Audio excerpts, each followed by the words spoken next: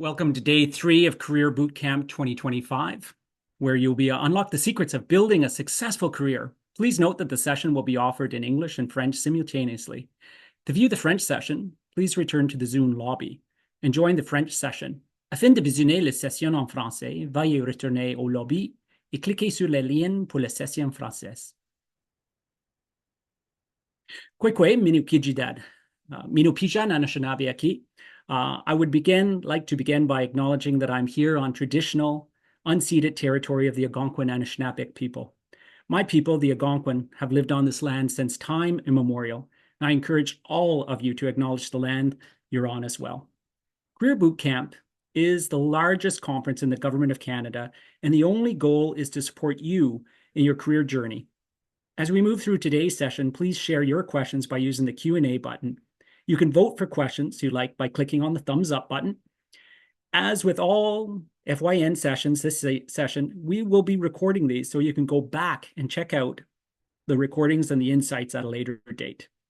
In addition to the recordings on YouTube channel, we are also offering another way to learn this year, a podcast series of the Career Bootcamp sessions. After Career Bootcamp, the podcast will be made available on Spotify and Apple Podcasts. We would also like to note that the PowerPoint presentations for each session is included on our wiki page so that you can feel free to follow along at your own rate and to improve your learning experiences. Also, all the resources shared during this session will be added to our wiki page under resources.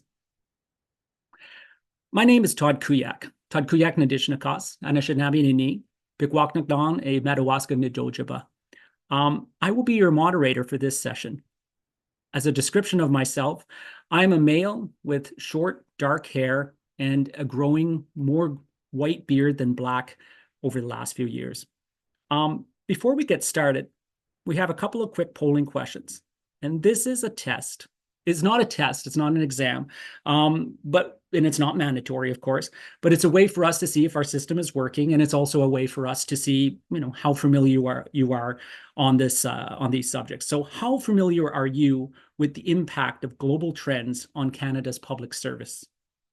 Very familiar, somewhat familiar, not familiar at all.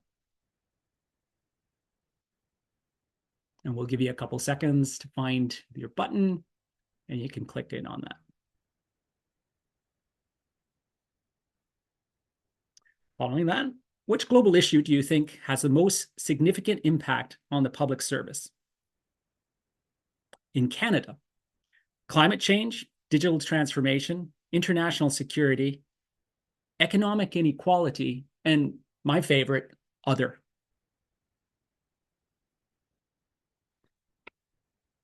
Just looking for the results of the poll.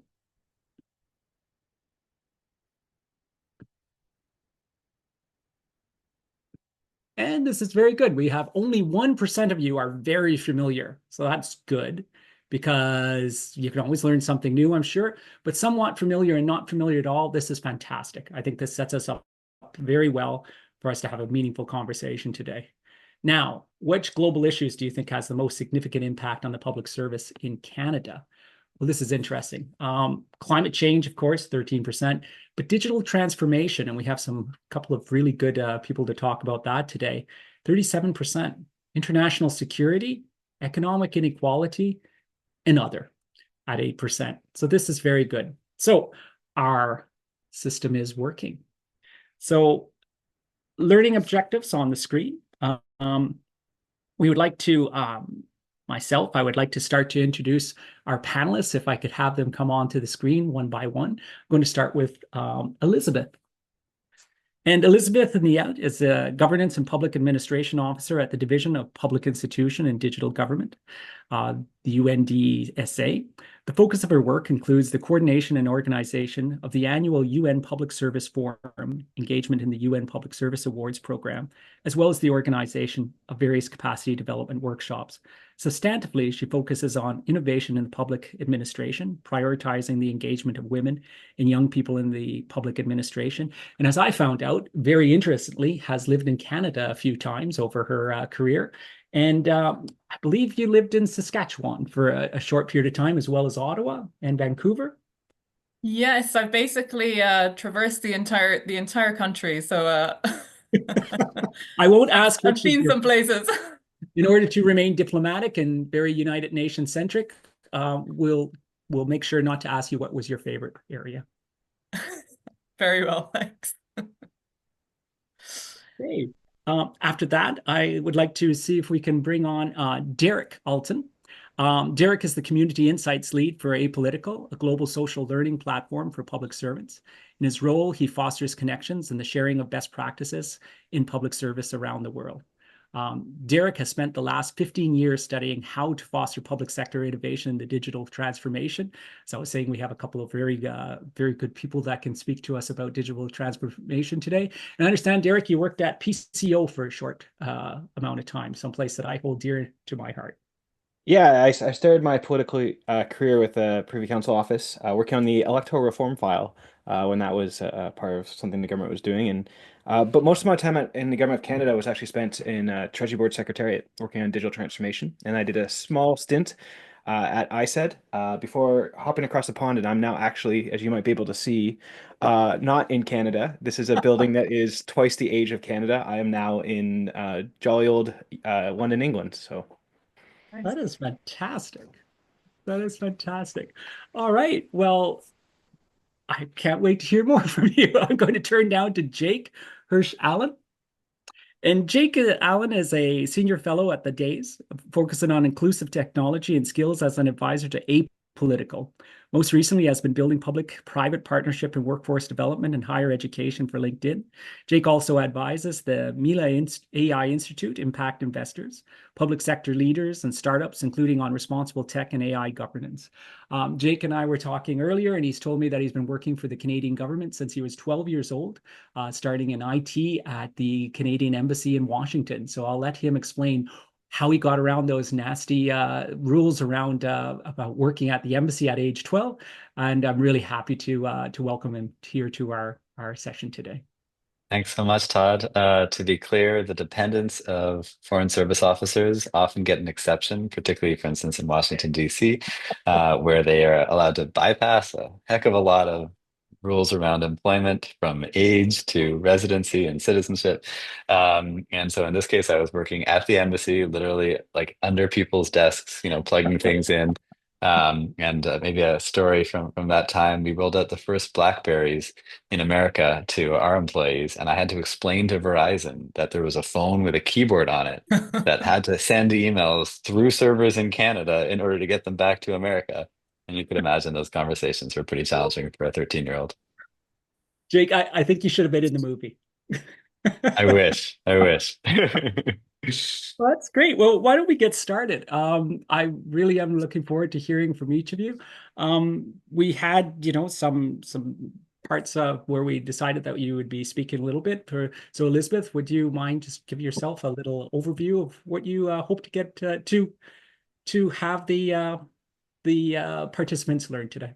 Yeah, thanks, Todd. Thanks so much, and thanks, Derek and Jake as well for your introductions. I'm really happy to be here today and to work with the Federal Youth Network again after some activities earlier in the year. So, as Todd mentioned, I work for UNDESA, the Department of Economic and Social Affairs here in New York and UN headquarters. It's part of the UN Secretariat.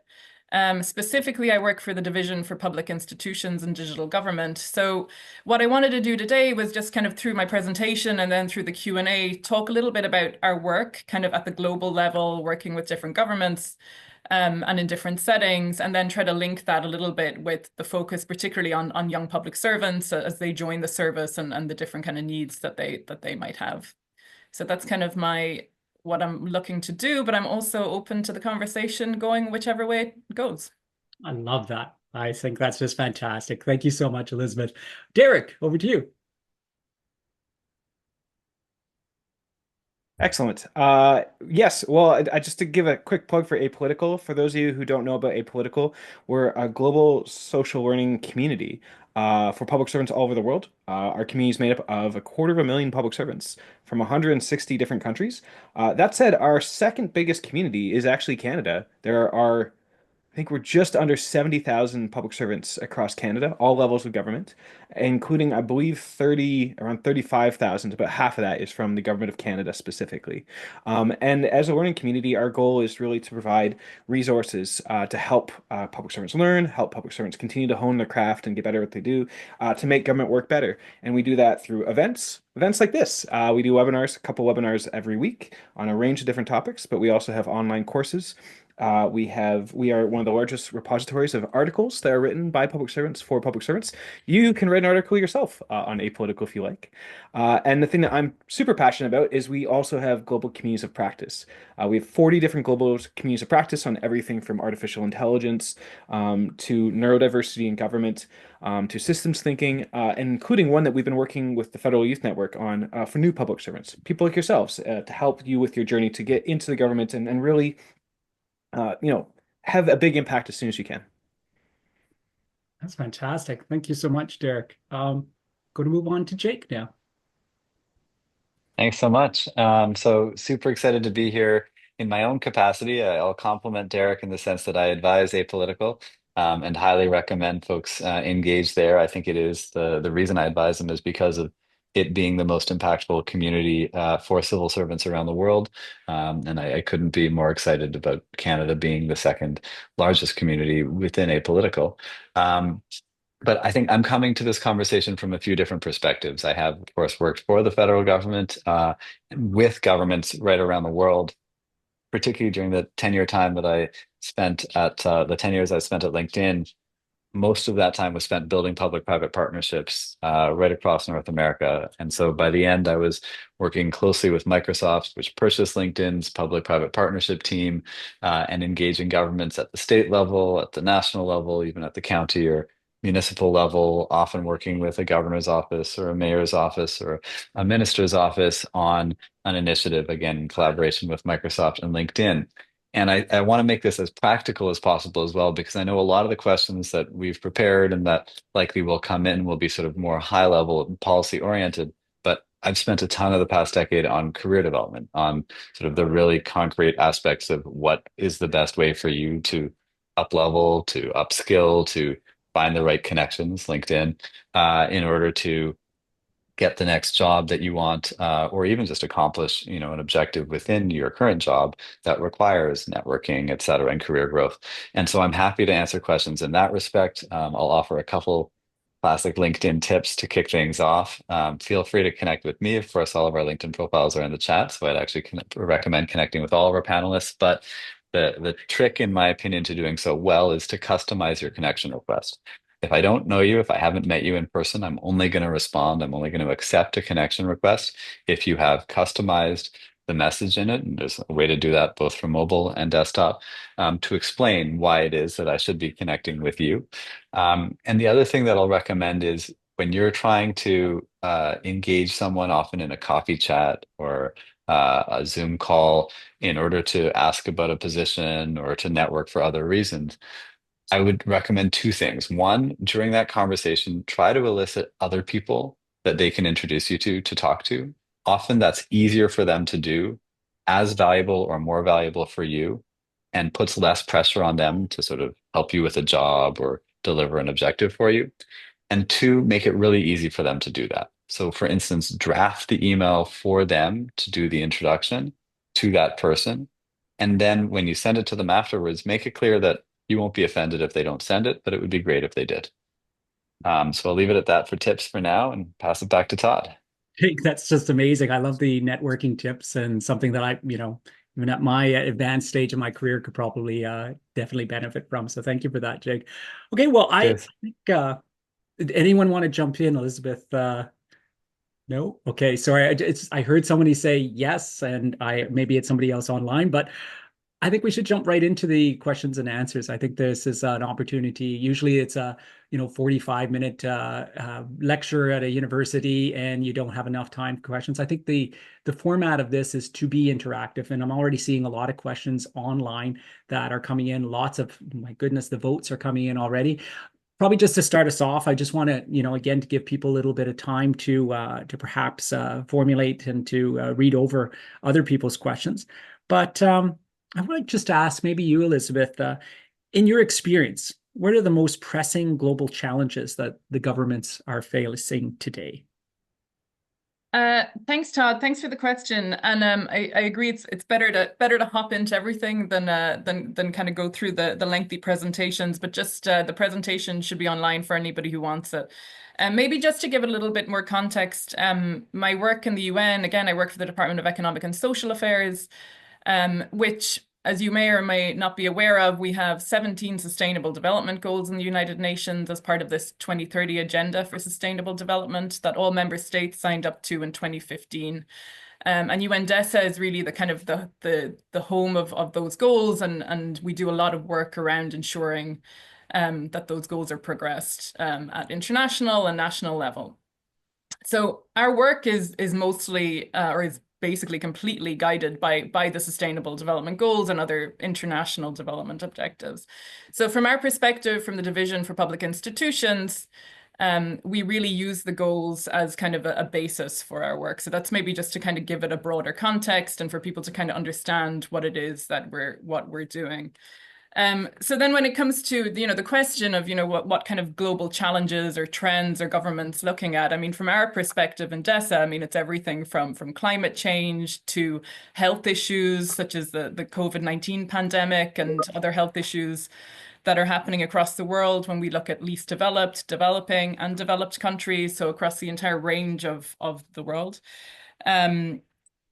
Things such as growing inequality, obviously geopolitical crises and conflicts. We are all aware of kind of what's happening in the world at the moment. There's a lot of stuff going on. So it's really hard to pick one issue or trend that is facing governments today. I would say there's a lot of interconnected issues happening that have divided obviously a lot of attention and a lot of resources in terms of competing resources. Again, that's something we saw during the pandemic. So it's important that they're all dealt with in a holistic way. And again, that's what we try to do through the Sustainable Development Goals. They're all interconnected. You can't deal with health issues without addressing gender inequality, for example. But I would say from the perspective of our work in the Division for Public Institutions, and specifically as it relates to public administration and public institutions, what we've been seeing a lot, I would say in the last decade specifically, but really kind of ramped up even since the COVID-19 pandemic, is a lot of distrust or erosion in trust in public institutions and in government. Part of that is a spread of misinformation and disinformation around health issues, for example. There's also been questioning about effectiveness of government, particularly when it comes to things like economic inequality. So there are a lot of kind of issues around that, accountability, particularly when people, depending on the country you're from and the context you're from, when you're seeing a lot of corruption in government and you're seeing resources not being used to deliver public services, this obviously erodes trust in your government and how effective you think it is. And the result of that then is you pull away from engaging, you pull away from voting for maybe governments that would, in theory, deliver you these services. So I think that's a big challenge for government everywhere at the moment, is trying to tackle this erosion of trust and to try to rebuild trust in public institutions. Parallel to that, of course, is, as we're seeing a lot at the moment, and we're feeling it a lot in the UN as well, is a pull away from multilateral institutions and multilateral agreements. Climate change agreements like the Paris Agreement, we're seeing countries in some cases pull away from that. So there are kind of two parallel things happening. There's basically kind of a focus inwards, but then within that, a little bit of distrust in institutions, but a pull away from these international agreements, which, need to take place for us to tackle these issues. You tackling climate change in Canada isn't going to have an impact if it's not being tackled in India or Brazil or China. So we really need to work together on these issues in a real kind of cooperative way. So I would say there are kind of two issues at the moment that are kind of taking up some of our attention when it comes to public institutions. And I don't know if you want any kind of proposed solutions for those at the moment, or if I've already taken up too much time. No, I think that's great. And I've seen that we brought up some of the slides that you were speaking to on this. We're just on the United Nations Department of Economic and Social Affairs. Did you want to go any other slides or this one that you want to? Well, maybe we can just go to the slide that just kind of details some of our work, which would be Yeah. I mean, these are just some of the key activities, just so kind of you're aware of. And this is also where the Federal Youth Network was involved in Korea in June, was the UN Public Service Forum and Awards. So this is really a capacity development event where we bring together public servants and ministers of public administrations and leaders from all over the world and bring them together for this forum on public service, centered around UN Public Service Day, which is the 23rd of June. Roughly, we get 500 to 1,000 participants, depending on the year. And it's held in a different country each year. And next year, or this year, it'll be Uzbekistan. And the idea is really to bring public servants together to discuss pressing issues. And then within that, to have a series of workshops that help build capacity in areas, everything from gender responsive governance to last year we had one on youth engagement in the public service, to foresighting and risk management, to, I mean, really, you name it in terms of public administration, it can be kind of dealt with there depending on the year. So that's kind of one of the key activities that we do. And then maybe I should mention the UN Public Service Awards. They're now held biannually, but this recognizes innovation and excellence in public service delivery, either at the local or national level. So what we're really recognizing here is the institution and the initiative, not necessarily the country. So you can have a country that maybe otherwise is not doing so well when it comes to public service delivery or governance or transparency or accountability, but you might have an institution at a local level that has done some really impressive work in terms of, for example, getting vaccines to women in hard to reach rural mountain villages. So we really want to encourage recognizing innovation at that level where public servants are really kind of at the fore in delivering these kind of activities, as opposed to kind of recognizing the broader thing. So that's just a couple of things, but I don't want to take up too much time. So Thank you, Elizabeth. I appreciate that. And I'm going to pivot very quickly to Derek, if I may. Sure. So we're sort of looking at the question of what are the most pressing global challenges that governments face today. And so really wanting to build off of what Elizabeth was saying, the term that's being talked about a lot nowadays is polycrisis. It's a blend of all these crises together, and they're all interconnected, they're all interwoven. And sort of to build upon some of the stuff that Elizabeth was saying, one of the things that I think is really fascinating that you're seeing a lot of places is this increased politicization that's happening. And this is putting public servants in a real quandary because everything's becoming political. And as we all know, public servant is to be apolitical, to be neutral. And so it's becoming more and more difficult to know how to navigate the waters of public policy, of community engagement, of a lot of things that governments do. Communications, for example, when everything is a political battle. And so this is a trend that is putting a lot of stress that we're noticing at apolitical around the world. Public servants are trying to figure out how do we navigate this new world that we live in. Beyond that, I think there's a real growing trend around austerity, really coming out of the pandemic. Governments everywhere, including Canada at all levels, are looking at pulling back how much they've spent. And so it's learning how to navigate that, particularly because it's the expectations are the same, the resources are less. And so as public servants, you're now under a lot more pressure to deliver the same things with less resources, which I think ties into the next trend that I wanted to highlight. And I'll probably hand it over to Jake to sort of build up on this, but that is the idea of technology. AI, of course, being a big one, but I think governments everywhere are looking to technology as a solution to bridge the resource gaps that are coming out of austerity. And I know, Jake, this is something that you have a very deep background in. I love that. Yeah. It's a nice pants. Over to you, Jake. Thank you, Todd. I think it's interesting because efficiency obviously is coming up in many countries as they talk about how government can deliver services more effectively, but also more efficiently. And every government struggles with it, in part because I think people are comparing government to a straw man.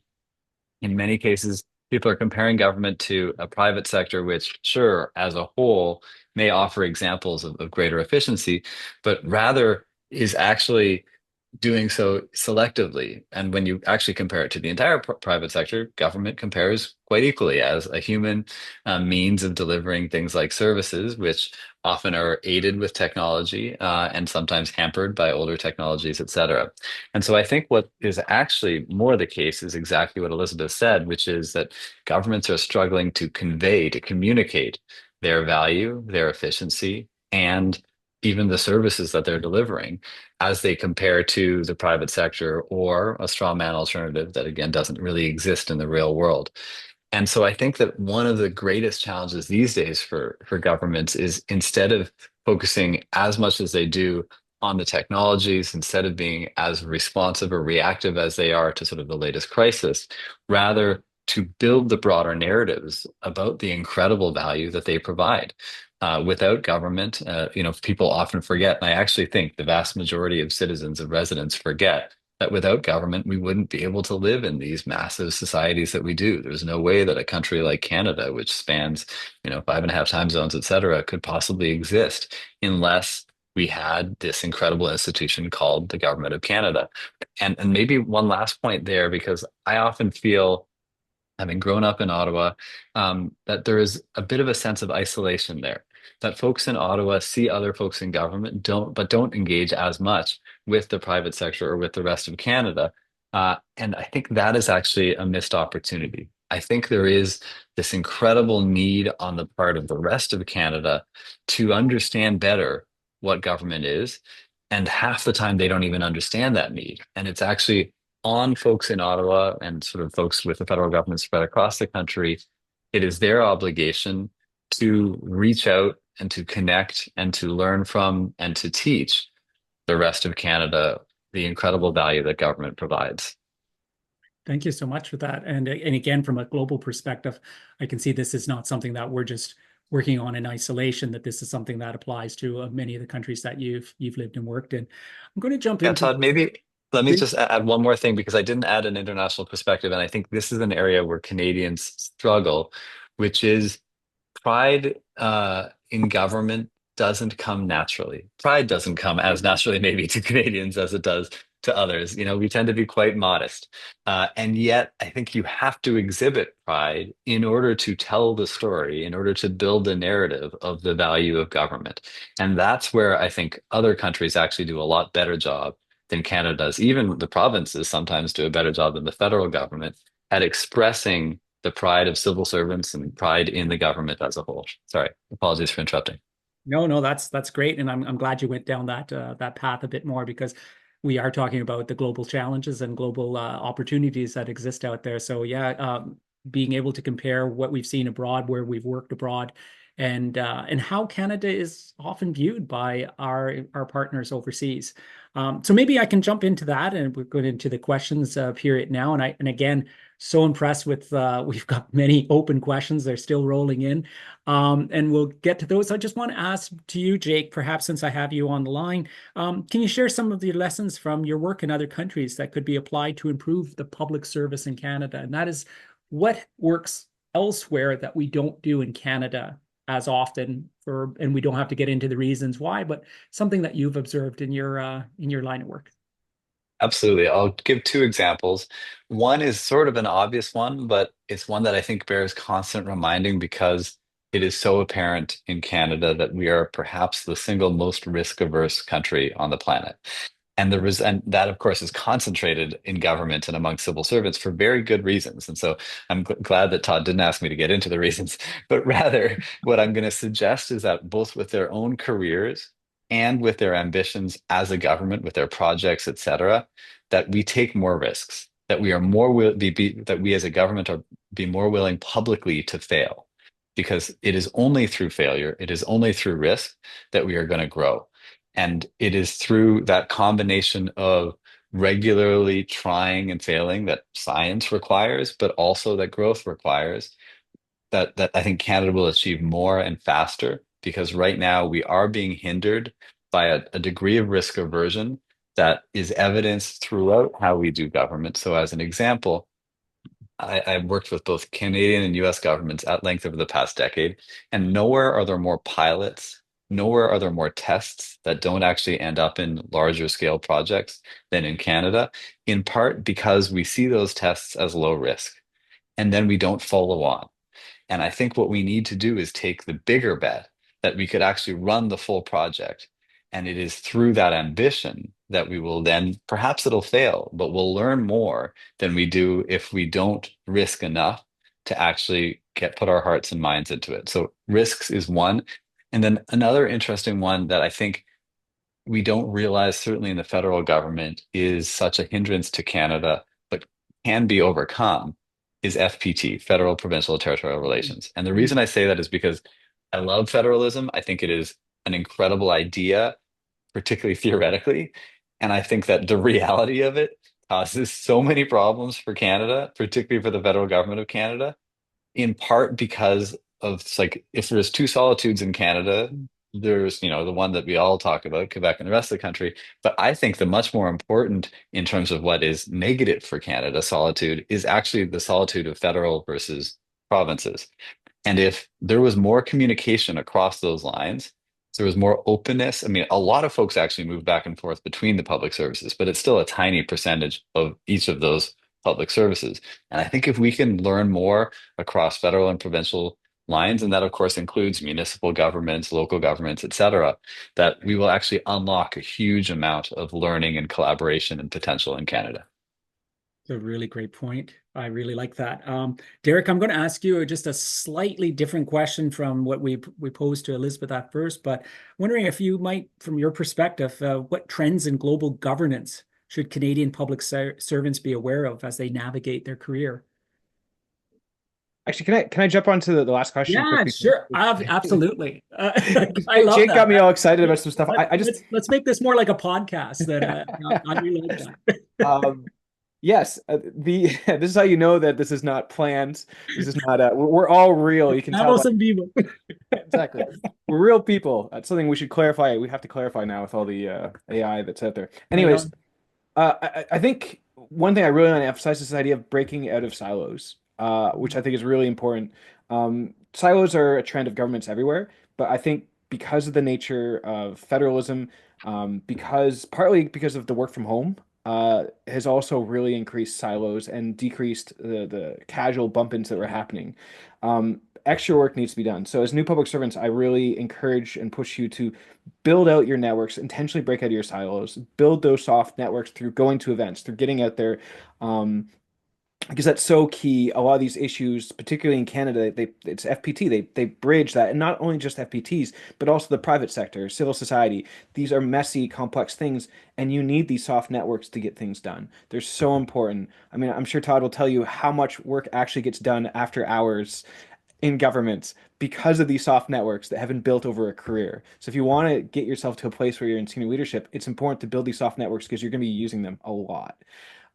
With that as well is this idea of bringing an entrepreneurial mindset. Again, this is something I don't think we do as much in Canada as in other countries. The UK does this actually better. The US definitely does this better. Where, you know, your career path is no longer linear. Your career path is much more chaotic and all over the place. You'll jump across organizations and teams, but you also jump across sectors. And so it's really up to you to really take control of the career you want to have. It's like the advice I used to give when I was, doing tours at universities. But it's true. Your career is really within your own hands. So be entrepreneurial. Go out there and carve out what you're passionate about and find the opportunities within government, outside of government. Don't be afraid to jump in and out. It's the future now that is to be jumping in and out of these different sectors, different spaces. But the other part of that is also as you're being entrepreneurial, keep an eye on what are the big trends that are happening. What are the big political priorities? If you want to get something done, you have to be able to attach what you're doing to the political priorities of the day. If you want to get that the leadership to be able to move these things forward. The other thing I wanted to quickly throw out there that I think is another thing that is we don't do as well in Canada as you see, for example, I mean, Singapore does this really well, is this idea of having a mastery mindset with what you're doing. What does it mean to be to hone your craft as a public servant? And I'm biased because I wrote a blog about this like 10 years ago, and I've been obsessed about it ever since. Put it in But the chat. I'll see if I can track it down and put in the chat. But as you think about this, four things to think about in terms of honing your craft. One is the instruments that you use in whatever it is you're doing. So, nowadays it's smartphone, right? Well, know how to use your smartphone really well. Governments are trying to start putting more and more resources to give their employees the tools they need to do the job well. They're still behind other sectors, but they're getting there. They're much better than when I was a government Canada employee. We still had Blackberries. We weren't allowed iPhones. Government is getting better at giving people the tools. So one is making sure you have good instruments, your computer, your phone. These are the instruments of public servants in the 21st century, at least right now. Second is fundamentals. What are the basics of what you do? Chances are you're going to do lots of emails. Chances are you're going to do lots of meetings. How do you do emails well? How do you do meetings well? Both in terms of facilitation, in terms of note taking, in terms of presenting. You're probably going to have to do, briefs. How do you do briefs well? These are the fundamentals of your job. Get really good. Hone your skills at that.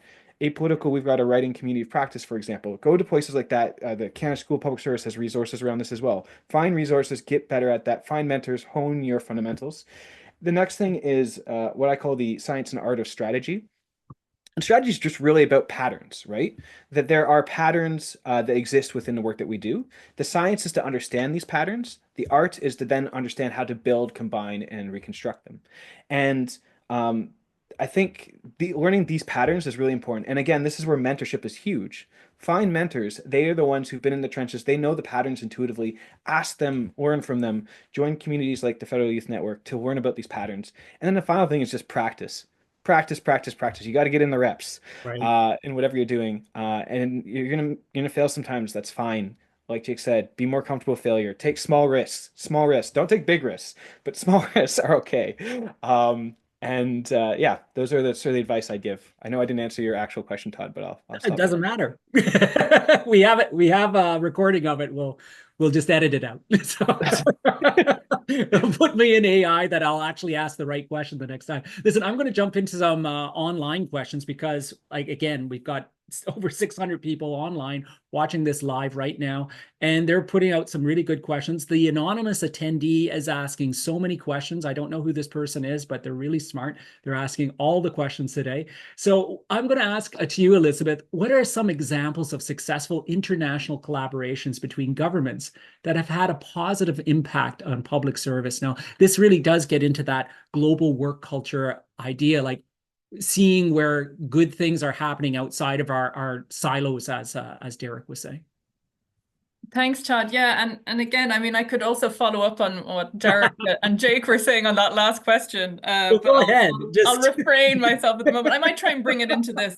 I mean, I mentioned earlier that we work on the UN Public Service Forum, but I mean, without kind of promoting it too much, I will say that those kind of events are really important for bringing particularly working level public servants together to share experience and what they're doing in their own public administrations at the local and national level. So, we often hear about, collaborations obviously taking place really kind of at an international level. And, governments came together during the COVID-19 pandemic again for the COVAX initiative to try to share, information and vaccines across different countries. But if you really bring it down, I think, to the working level, which most of our audience is here today, and you look at kind of collaboration across countries and across cultures, what does that mean and how can you kind of promote it or encourage it? So I think attending kind of events where there are particularly people kind of at your working level or, give or take, really helps you kind of encourages idea sharing, experience sharing, can kind of trigger something in you going, hey, that's a really good idea. Maybe I can bring that back and do something in my own public administration or my own unit to work on that. And I think that they're really important because it makes it kind of accessible, this whole idea of that you have a part to play and you can actually do something. Because, I mean, I also work for the public service, but at the international level. And I also understand that sometimes you can feel like, what you do is maybe not having any impact or it's not really leading somewhere. We all, I think, feel like that when we work in government at some point. So I think kind of ensuring, particularly for younger public servants when they come in, ensuring that we develop spaces, and this kind of goes back to what Derek was talking about and what Jake mentioned in terms of innovation and risk taking, ensuring that we develop spaces for public servants to innovate, to share experience, whether it be good or bad, to be able to take risks, to develop something, to be given leadership in different capacities is really important. We held during our last forum, and the Federal Youth Network was part of that session. We held a workshop on young public servants, and Canada is a great example, I think, where you have a structure in place, this federal youth network, you're giving space to young public servants to develop their skills, to really kind of support them in their careers. But then you talk to other countries, and there was one participant who told us that until you're 45 in that country, you're basically seen as a child in the public service, and you're not given any responsibility. You're not given anything to do because there's a very strong sense of hierarchy of until you reach a certain age, then you really have nothing valuable to add. And that's very, very difficult to overcome.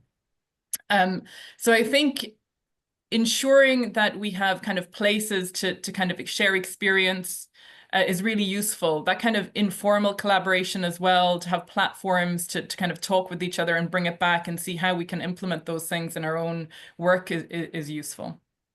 Thank you, Elizabeth. I think that's great. And if you, I don't know if you worked in your answer to Jake and Derek's kind of Yeah, discussion the before, innovation thing I think is really important. I think again, we kind of look at there's often this competition, I think, particularly in developed countries. Do you leave college and join the private sector where you maybe have a chance to innovate and get a good wage, or do you join the public sector where you maybe have a bit of safety, but you're not going to innovate and you're basically kind of sit there and push paper? Ooh, And I think that's kind of a false kind of choice. right? I think, as was the first question, I think the public service often does a very bad job at promoting itself as a great employer, Mm, and promoting the great work that it does. I think I keep talking about COVID. I really hope it doesn't come back. But during COVID, particularly that initial period, that kind of 6 months to a year, there was massive appreciation of public servants everywhere. I mean, people literally were out on the streets banging pots. right, Should that right. have been met with more, actual reform and pay increases and change in most places? Yes, absolutely. But I think there was a moment where people thought, and exactly what Jake was mentioning, that this country doesn't work without public servants. It doesn't work without government. Everything comes to a standstill without government. So I think that the governments need to do a better job at promoting themselves and what they do, attracting the right people, because you do need people that are joining it for the right reasons, and then promoting innovation within that. I'm So going to go to the lightning round now, if I may, since we're in the last 10 minutes or 15 minutes of the thing. So quick answers to quick questions. What are some of the best practices for building your network internationally? I'm going to start with you, Jake, because you're like just People joke that I was Jaked in for 10 years, and I'm honestly glad that that era in my life is over. In fact, I met my wife on LinkedIn 4 years before I started working for them. So networking, ever since I was running around my dad's feet at diplomatic dinner tables is in my blood in a way.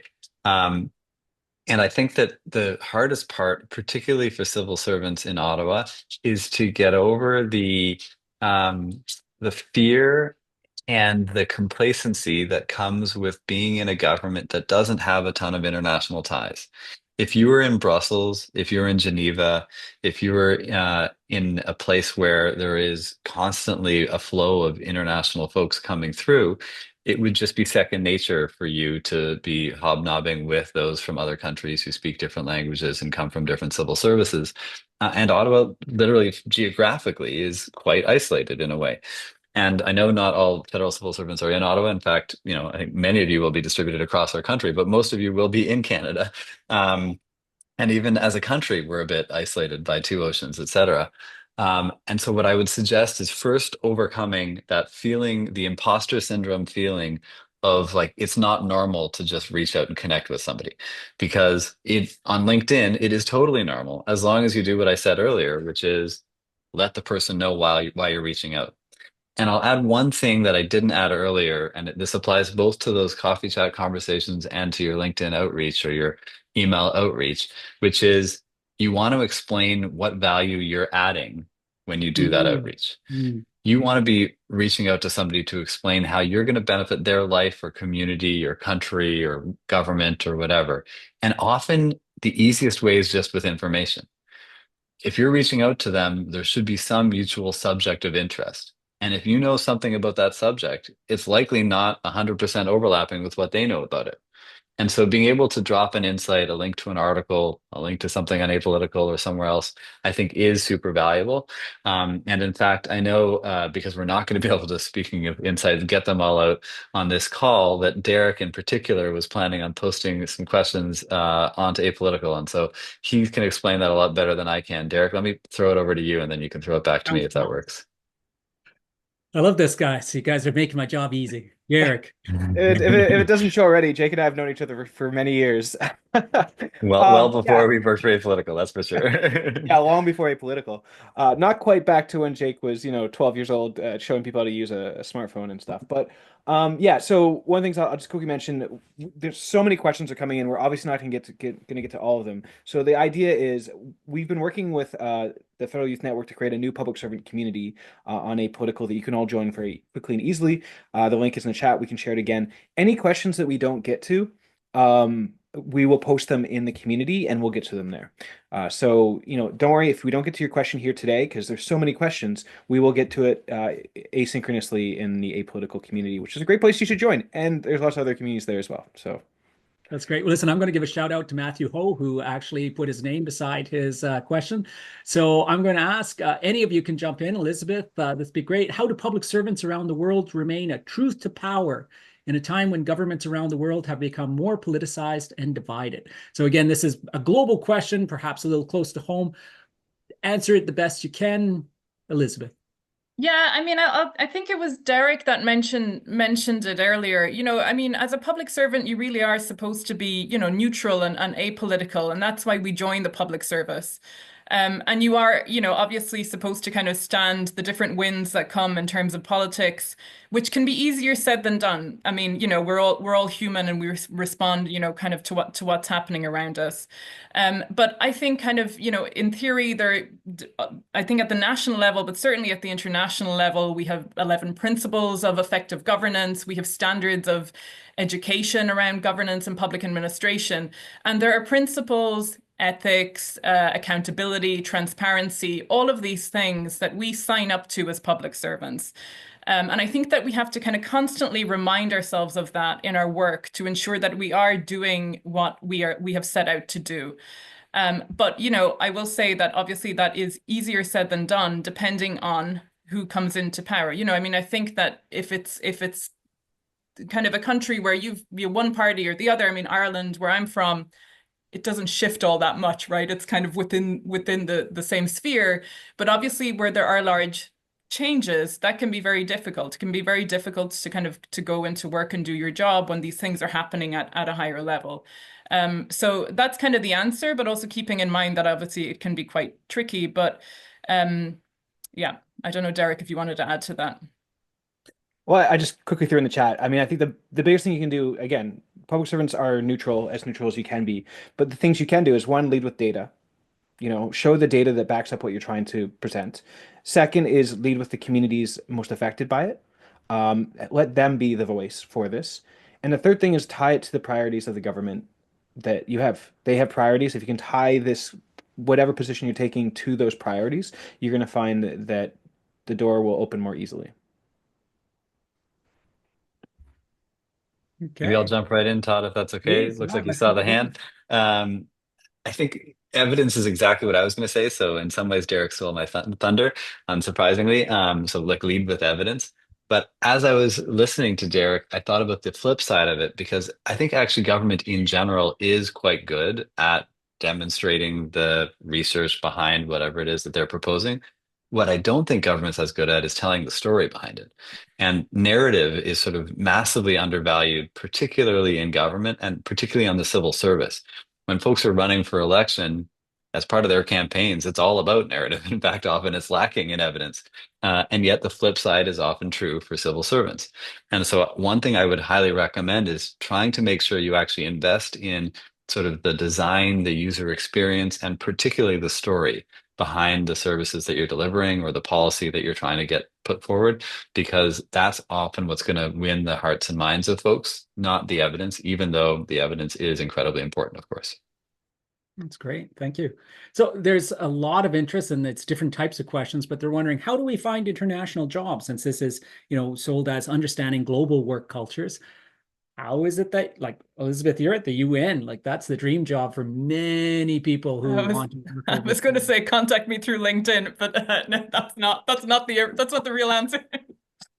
Um, I mean, there are lots of ways to join the UN. We have internship programs. We have the Young Professional Program, which people should look up, depending on whether or not Canada's in it on a certain year or not. And then all the agencies have their own kind of hiring methods. But if you go to UN Careers, I think .org, there should be a list there, or just kind of to Google any of them. My advice, however, would be, depending as well on the age of the listener, is that I do think it's valuable to gain experience outside of the UN before you join an organization like the UN.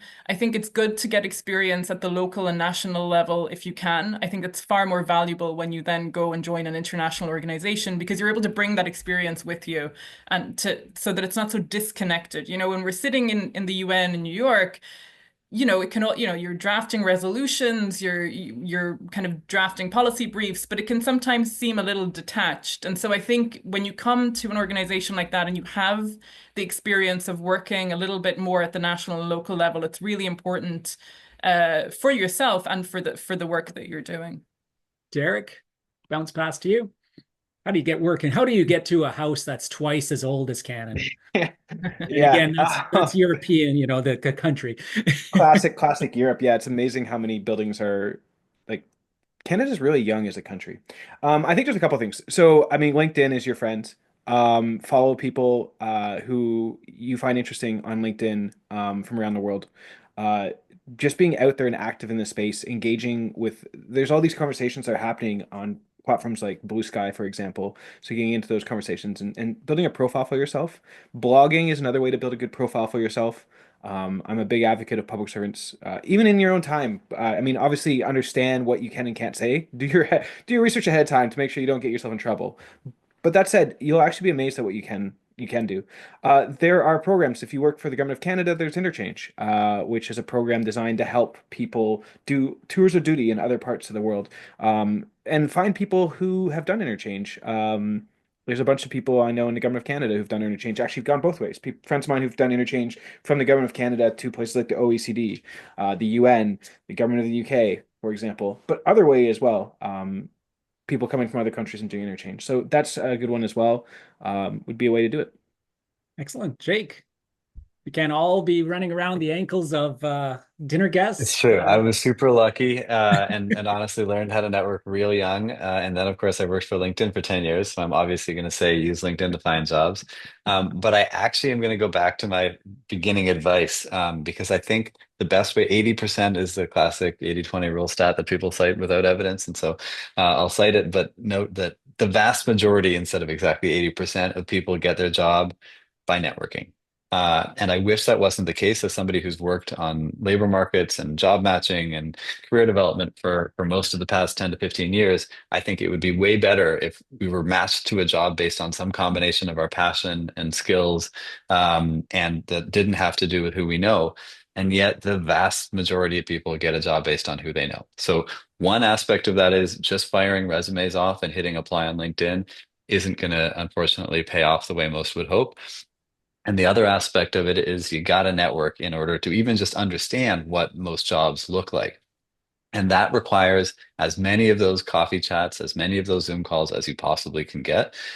And it's painful, to do 3 calls a day where you're basically trying to find a job. But as I mentioned earlier, the key is not to have those calls be about a job. Rather, you want those calls to be about something that is of mutual interest between you and the person that you're talking to, so that they find it interesting and they don't feel like they're giving the whole time, but rather it's a give and take. It's a conversation. And the more of those conversations you can have that are mutually beneficial, where you get other contacts out of them from them that they're willing to introduce you to, the more likely it is that you'll get a job as a result of that networking.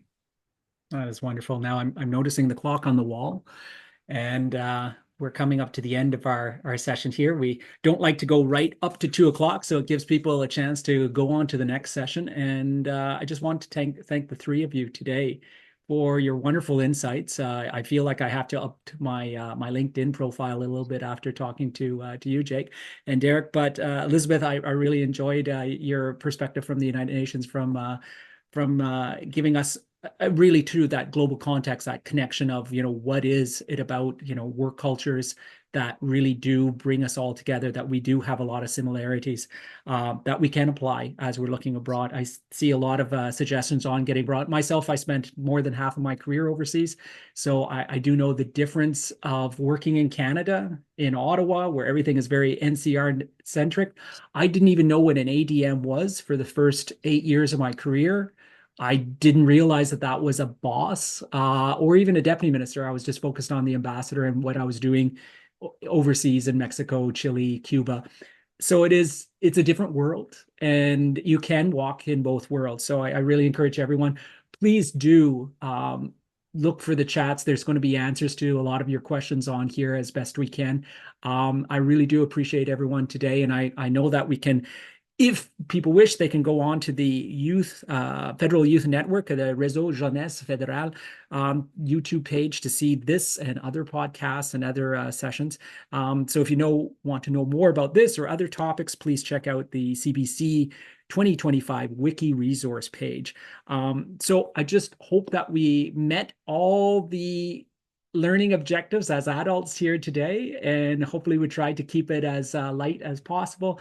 And I would just like to end with one last thing. There's one last question I'm being told. Was this session a good use of your time? Yes, no, I'm not sure. So please do answer this question. So was the session a good use of your time? Yes, no, I don't know. And I love Jake that he knew that there was 5.5 time periods here, different time zones in Canada. This session is going from coast to coast to coast. It was really a pleasure to have every one of you here with us. Let's see what the results are. I don't see the survey. Maybe they're not that good. So we're not. I'm nervous. Yeah.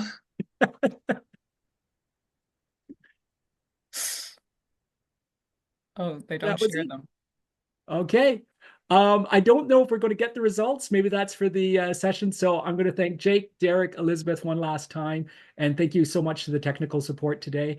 It was great to be live with you today. Bye-bye for now. Thanks so much, Todd.